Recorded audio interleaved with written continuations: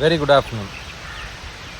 நிறையா பேரண்ட்ஸ் வந்து சின்ன குழந்தைங்கள, அதாவது ஃபார் எக்ஸாம்பிள் ஈவன் செகண்ட் ஸ்டாண்டர்ட்லேருந்து ஆரம்பித்து ஒரு 7th 8th ஸ்டாண்டர்ட் வரைக்கும் கூட வச்சுக்கலாமே, அந்த வயசில் இருக்கிற பசங்களை சில பேரண்ட்ஸ் வந்து ஹாஸ்டலில் போடணும்னு முடிவு பண்ணுறாங்க. There could be only 2 reasons. One is for disciplinary reasons, இன்னொன்று பார்த்தீங்கன்னா அந்த குழந்தைங்க நல்லா படிக்கணும் அப்படின்ற எண்ணத்தில் வந்து அந்த குழந்தைங்களை வந்து ஹாஸ்டலில் போய் போடுறாங்க.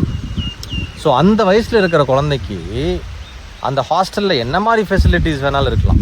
Even it could be an high end ஹாஸ்டலாக கூட இருக்கலாம், ரொம்ப ஃபஸ்ட் கிளாஸ் ஃபெசிலிட்டிஸ் கூட இருக்கலாம். பட் ஆனால் அந்த வயசில் இருக்கிற குழந்தைக்கு தான் அம்மா கையில் ஒரு தயிர் சாதம் வாங்கி சாப்பிட்ற ஒரு சுகம், தான் அம்மா பக்கத்தில் படுத்து தூங்குகிற சுகம் கண்டிப்பாக கிடைக்காது.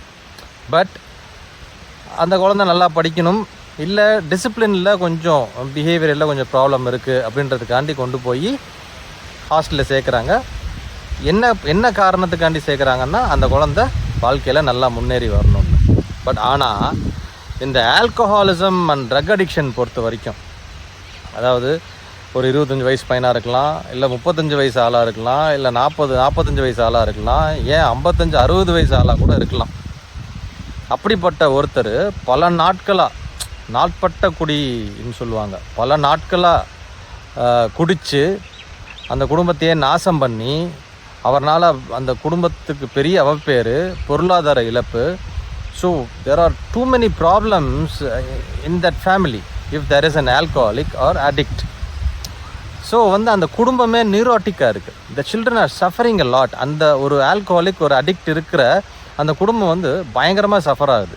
ஸோ அப்படிப்பட்ட நபரை ஒரு ரீஹாபிலிட்டேஷன் சென்டர்லேயோ ஒரு டீஅடிக்ஷன் சென்டர்லேயோ வந்து போடுறப்போ அந்த ஃபேமிலி கேட்குற கொஷின்ஸ்லாம் இருக்குது பார்த்தீங்களா, அதாவது பயப்படுறாங்க. ஐயோ, ஒரு வெளியே வந்துட்டு இவரை நாங்கள் அட்மிஷன் போட்டதுக்கப்புறம் இவரோட விருப்பம் இல்லாமல் அட்மிஷன் போடுறோம், இல்லை விருப்பத்தோடய அட்மிஷன் போடுறோன்னு வச்சுங்களேன், வெளியே வந்து அவர் இன்னும் ரொம்ப கோவப்படுவாரோ, எங்களை கை வச்சு அடிச்சிருவாரோ, இன்னும் என்னென்னமோ கற்பனை எல்லாம் பண்ணுறாங்க.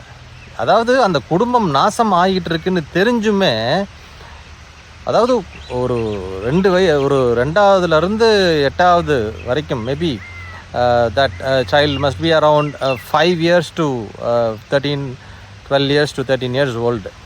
அப்படிப்பட்ட ஒரு குழந்தைய கொண்டு போய் பேரண்ட்ஸ்லேருந்து பிரித்து ஹாஸ்டலில் விடுறாங்க, அந்த குழந்தை நல்லா வரணுன்ற ஒரு காரணத்துக்காக.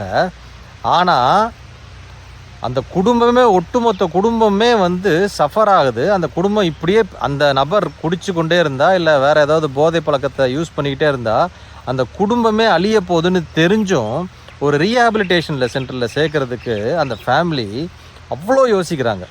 என்னோடய எக்ஸ்பீரியன்ஸில் தேர் ஆர் ஒன்லி 3 reasons. ஒன்று, பாசம். நிறைய பேர் அதாவது பாசமே நிறைய பேரை கெடுத்துருது. 2வது பார்த்தீங்கன்னா செல்ஃபிஷ்னஸ்.